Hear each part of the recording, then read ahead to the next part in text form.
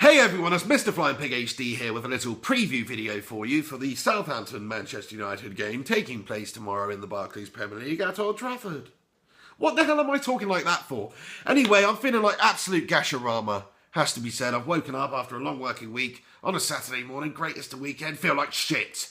Lovely, got a cold. Why does that always fricking happen? And why is my hat looking so unsymmetrical right now? Anyway, so you've got Ronald Koeman's Southampton coming to Old Trafford tomorrow. It's going to be a very tough game for both sides, I'm sure. They're in a good bit of form. They're undefeated in 5 in the Premier League. They've been the surprise package so far this year in terms of where they are in the league.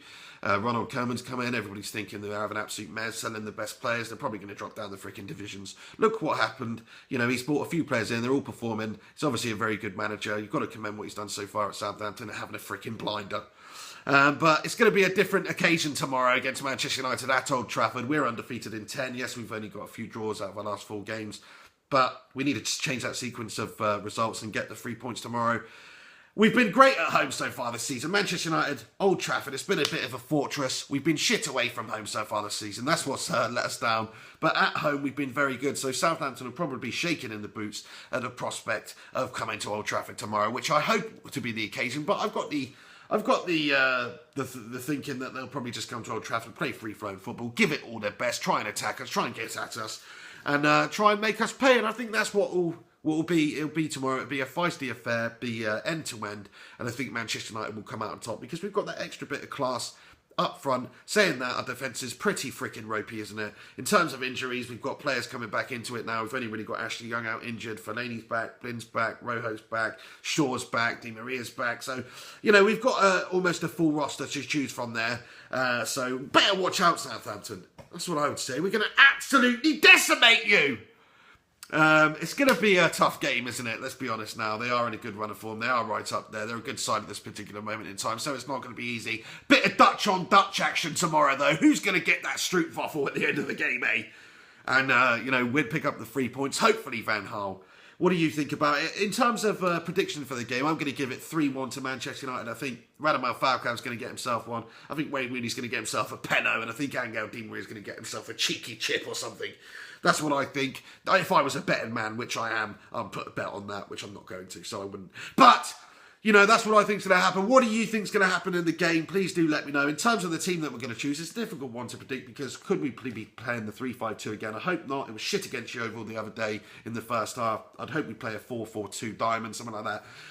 You know, with maybe Falcao, Robin Van Persie up top, Di Maria on the left wing, Rooney and Herrera in midfield there, maybe Juan Mata on the right, or Valencia, I suppose, but I'd like to see Valencia maybe at right back because I think Rafael's a bit shoddy. Then maybe Smalling and Jones in the centre of defence there with Luke Shaw on the left, and obviously David De Gea in freaking goal there. Jog on Victor Valdes, that's what I say. No, he's an experienced goalkeeper. I haven't actually had much chance to talk about this because I've been very busy this week. Obviously, we signed Victor Valdes on a free. It's a good signing. He's a very experienced player. He's been there, done that. Bought the t-shirt, hasn't he?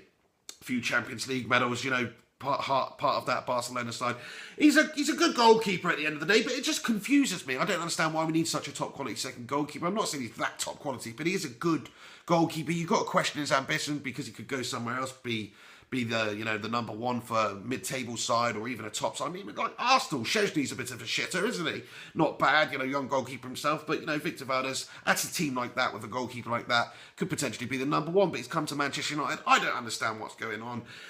Yes, it's good cover. We've added another good quality keeper to it at the end of the day. It's a bit of a challenge for De Gea, you know, more competition for places, a bit more depth to the side. We've got more fixtures coming next season, hopefully, if we qualify to the Champions League. So it makes sense in a lot of ways, but we've already got Lindegaard, we've already got Amos. Yes, they're not as good as Valdes, but they're backup freaking goalkeepers.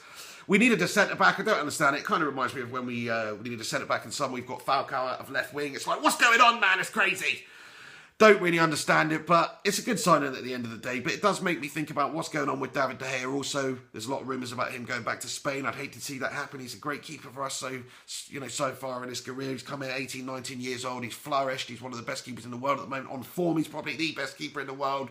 He's only going to get better. 24 years old, probably be Spain's number one for the next decade.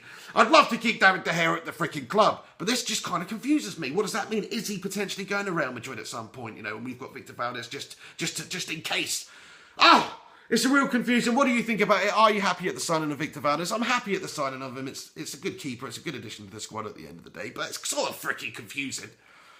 But anyway, what do you think is going to happen in the game tomorrow? I've gone completely off tangent, but I just thought I'd share my opinion with you because I haven't had a chance to do so this week.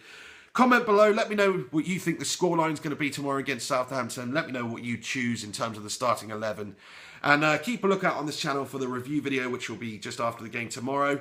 And for the time being, chuck a like on it, subscribe if you're not subscribed, and you have yourself a freaking good Saturday. Come on, Southampton, we're going to batter you! Come on, United!